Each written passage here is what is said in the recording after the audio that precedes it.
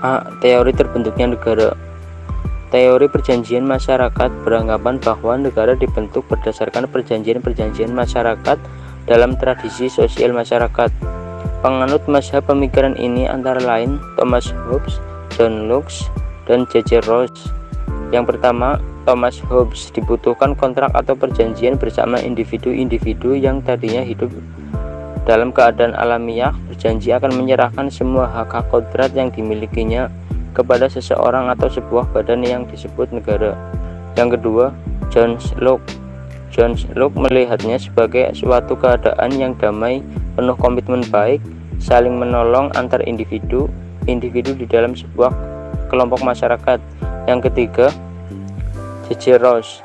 Menurut Rawls, keberadaan suatu negara bersandar pada perjanjian warga negara untuk meningkatkan diri dengan suatu pemerintah yang dilakukan melalui organisasi politik. Yang B. Teori pengalihan hak.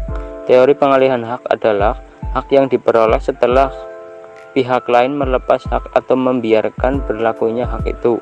Yang C. Teori ketuhanan.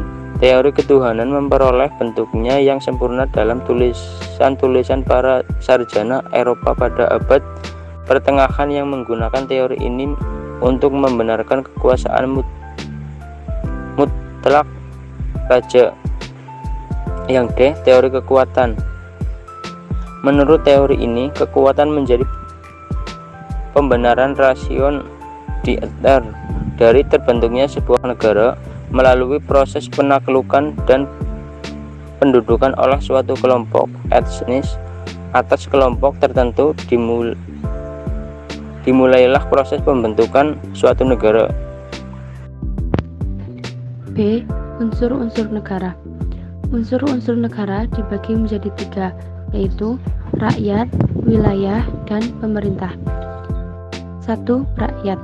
Rakyat adalah semua orang yang menjadi penghuni suatu negara. Rakyat terdiri dari penduduk dan bukan penduduk. Penduduk ialah semua orang yang ingin menetap di sebuah wilayah atau negara tertentu.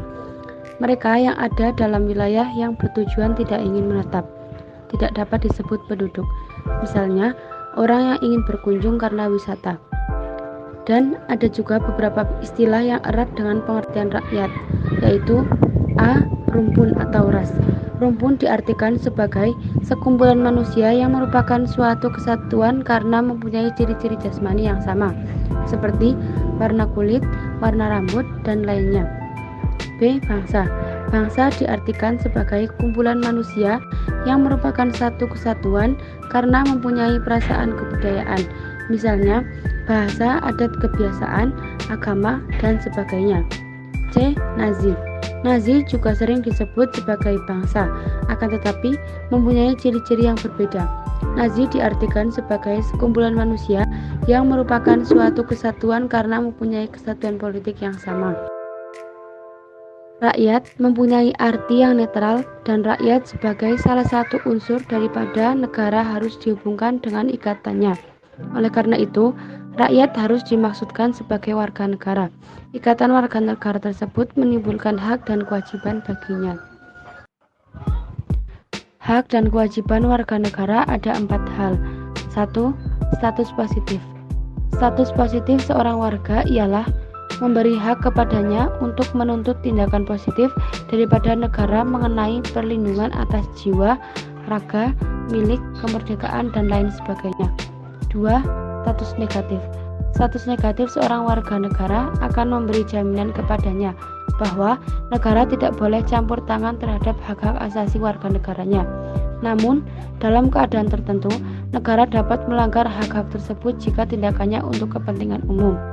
3. Status aktif. Status aktif ini memberi hak kepada setiap warga negaranya untuk ikut serta dalam pemerintahan. Untuk mewujudkan hak ini, setiap warga negaranya diberi hak untuk memilih dan dipilih sebagai anggota dalam Dewan Perwakilan Rakyat. 4. Status pasif.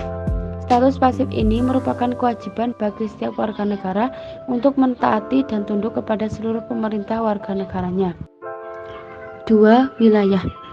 Wilayah tertentu ialah batas wilayah di mana kekuasaan negara itu tidak berlaku di luar batas wilayahnya.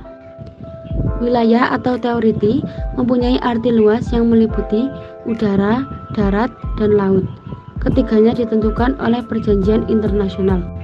Karakteristik wilayah bisa berupa kondisi alam, ekonomi, demografi, dan sosial budaya.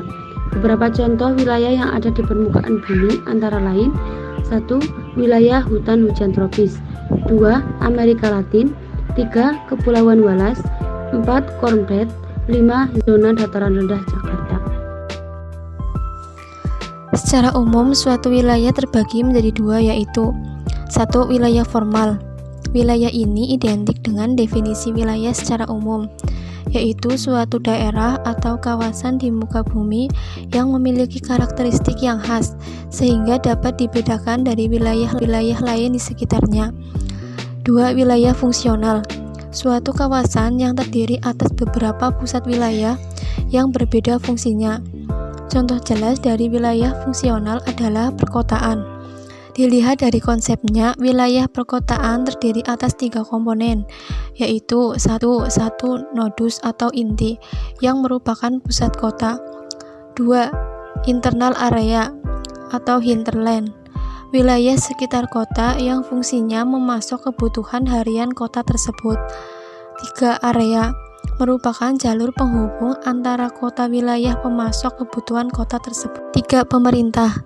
Pemerintah merupakan alat bagi negara dalam menyelenggarakan segala kepentingan warganya dan merupakan alat dan juga dalam mewujudkan tujuan yang sudah ditetapkan. Ada 4 fungsi pemerintah, yaitu 1. Pelayanan, meliputi pelayanan publik dan pelayanan sipil yang mengedepankan kesetaraan. Pelayanan yang dilakukan pemerintah pusat mencakup masalah luar negeri, peradilan, keuangan, agama, pertahanan, dan keamanan. 2. Pengaturan, yakni membuat peraturan perundang-undangan yang mengatur hubungan manusia di dalam masyarakat agar kehidupan berjalan lebih harmonis dan dinamis.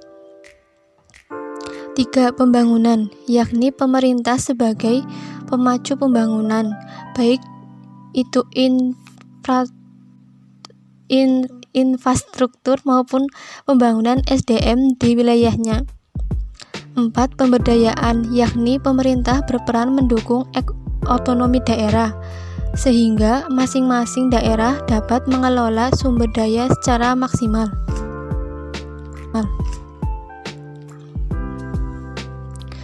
Caya bentuk negara. 1. Negara kesatuan.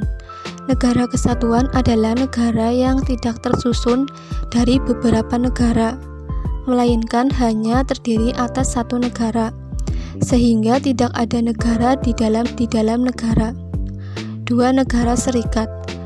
Negara serikat atau negara federasi adalah negara yang bersusun jamak. Maksudnya negara ini tersusun dari beberapa negara yang semula telah berdiri sendiri sebagai negara yang merdeka dan berdaulat, mempunyai undang-undang dasar sendiri. Bentuk negara sesungguhnya berkaitan dengan kekuasaan tertinggi pada suatu negara, yaitu kedaulatan. Dalam negara, kedaulatan merupakan esensi terpenting dalam menjalankan negara dan pemerintahan. Teori kedaulatan yang terkenal sampai sekarang antara lain teori kedaulatan Tuhan, yaitu teori yang menganggap kekuasaan tertinggi berasal dari Tuhan. Teori kedaulatan rakyat, yaitu kekuasaan berasal dari rakyat. Teori kedaulatan negara, yaitu teori kedaulatan tertinggi yang ada pada pemimpin negara yang melekat sejak negara itu ada. Dan teori kedaulatan hukum, yaitu teori kedaulatan di mana kekuasaan dijalankan oleh pemimpin negara berdasarkan atas hukum dan yang berdaulat adalah hukum.